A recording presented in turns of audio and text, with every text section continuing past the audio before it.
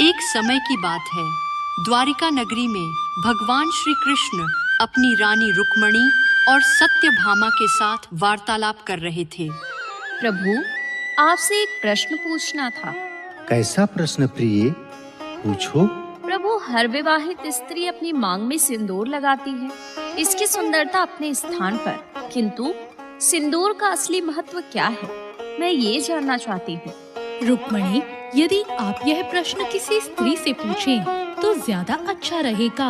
ऐसा क्यों प्रिय? क्या तुम्हें मेरे ज्ञान पे संदेह है? नहीं नहीं, संदेह नहीं प्रभु, आप तो सर्वज्ञाता हैं। किंतु क्या प्रिय? प्रभु, जिसने कभी सिंदूर लगाया ही ना हो, वो प्रेम की उस गहरी भावना को कैसे बताएगा जो सिंदूर के साथ जुड़ी है। इसलिए इस प्रश्न का उत्तर तो केवल एक स्त्री ही दे सकती है, जो प्रतिदिन अपनी मांग में सिंदूर लगाती है। उचित है, परंतु जिसने लगाया वो पुरुष तो समझ सकता है। प्रभु, ऐसा कौन सा पुरुष है जो सिंदूर लगाता है? श्री राम भक्त हनुमान। हनुमान? किंतु हनुमान तो बाल ब्रह्मचारी है, उनका सिंदूर से कैसा लगाव? नाथ, ये कैसी पहेली है? ये पहेली तो वही मुझे, जिसने उन्हें सिंदूर लगाने का विचार दिया। ठीक है प्रभु, ये पहेली मैं ही सुलझा देती हूँ। आप दोनों ये कैसी बातें कर रहे हैं? मैं कुछ समझ नहीं पा रही हूँ। ये कहानी तब की है जब मैं और प्रभु यानी राम और सीता वनवास पूरा कर अयोध्या आ चुके थे। एक दिन माता सीता अपना श्रृंगार कर रही थीं और हनुमान जी माता सीता के पास बैठे उन्हें श्रृंगार करते हुए देख रहे थे। क्या हुआ पुत्र, आज तुम मेरे पास क्यों बैठे हो? ऐसे तो तुम प्रतिदिन प्रभु के चरणों में ही रहते हो। कोई प्रश्न है क्या पुत्र? माता, मैं बहुत बड़ी दुविधा में फंसा हुआ हूँ। संकट मोचन को कैसी सुविधा ने घेर लिया?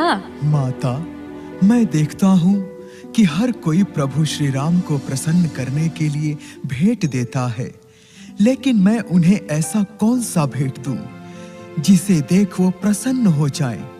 प्रभु श्री राम को सबसे अधिक क्या प्रिय है माता? पुत्र, प्रभु श्री राम को तो किसी वस्तु से मोह नहीं है। उनके लिए इस संसार में सब कुछ समान है, इसलिए वो प्रत्येक वस्तु से प्रसन्न रहते हैं। आप यह सिंदूर क्यों लगाती हैं?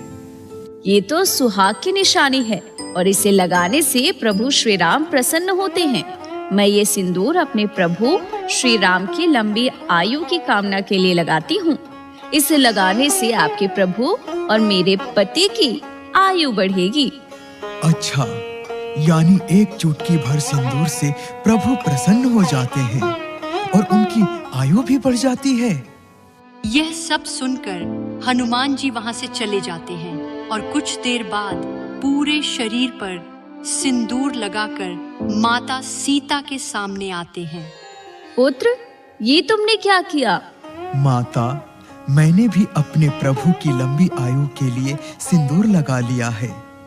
अब उन पर कोई संकट नहीं आएगा। पुत्र हनुमान, तुम कितने भोले हो। माता, अब तो प्रभु श्री राम मुझसे प्रसन्न हो जाएंगे ना? अवश्य। माता सीता की आज्ञा पाकर हनुमान जी उसी भेष में श्री राम के पास पहुँचे। श्री राम अपने दरबार में बैठे थे। तभी वहां श्री राम की जय जयकार करते हुए हनुमान जी पहुंचते हैं। हनुमान जी के इस भेष को देख सभा में उपस्थित सभी लोग उन पर हंसने लगे। अरे हनुमान, ये क्या लगा कर आए हो अपने शरीर पर? दरबार में आने से पहले नहाना उचित नहीं समझा क्या? ये सिंदूर है, ये मैंने अपने प्रभु के लिए लगाया है। प्रभु के लिए? आखिर तुम्हारे इस सिंदूर से प्रभु का क्या लेना देना? लगता है हनुमान जी ने गुलाल की बोरी अपने ऊपर गिरा ली। अब लोग इन पे हंसे ना, इसलिए ऐसी वैसी कहानियां बना रहे हैं। क्यों हनुमान, मैं सत्य बोल रहा हूँ ना? हनुमान, ये तुमने कैसा रूप धारण किया है? प्रभु, ये रूप मैंने आपके लिए ही धारण किया है। आज मैं माता के पास बैठा था। वो अपनी मांग में चुटकी भर सिंदूर लगा रही थी। तभी मैंने उनसे उस सिंदूर का महत्व पूछा, तो उन्होंने कहा कि यह सिंदूर आपकी लंबी आयु के लिए लगा रही है। उस चुटकी भर सिंदूर से आपकी आयु लंबी हो जाएगी और आप पर कोई संकट नहीं आएगा, और आप चुटकी भर सिंदूर को देखकर प्रसन्न भी होते हैं। तो मैंने विचार किया कि एक चुटकी भर सिंदूर से आपकी आयु बढ़ सकती है, तो मैंने आपके लिए सिंदूर पूरे शरीर पर लगा लिया। इससे आप चिरंजीवी हो जाएंगे और मुझे देख आप इतना प्रसन्न होंगे कि मुझे अपने हृदय से लगा लेंगे।